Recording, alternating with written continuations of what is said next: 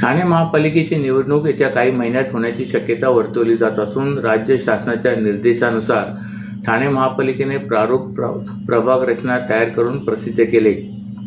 यानुसार गेल्या म्हणजे 2017 प्रमाणेच यंदाच्या निवडणुकीत 4 सदस्यांचा एक प्रभाग अशी रचना करण्यात आली असून जनगणना झालेली नसल्यामुळे नगरसेवक संख्येत वाढ झालेली नाही। यंदाही 131 नगरसेवक आणि 33 प्रभाग अशी रचना जाहीर करण्यात आली। प्रभाग रचनेत वाढ होण्याचा अंदाज बांधून नगरसेवक निवडणूक लढण्याच्या तयारीत नसलेल्या इच्छुकांचा हिरमोड झालाय। ठाणे महापालिकेची पंचवार्षिक मुदत 6 मार्च 2022 रोजी संपुष्टात आली। तेव्हापासून ठाणे महापालिकेत प्रशासकीय राजवट चालू आहे। यानंतर पालिकेने निवडणुकीसाठी प्रारूप प्रभाग रचना तयार केली होती। 3 सदस्यांचा एक प्रभाग याप्रमाणे ही रचना होती आणि या रचनेनुसार पालिकेने प्रभाग आरक्षण प्रक्रियाही पार पाडली होती। मात्र राजकीय पक्षांनी घेतलेल्या आक्षेपामुळे ती वादात सापडली होती।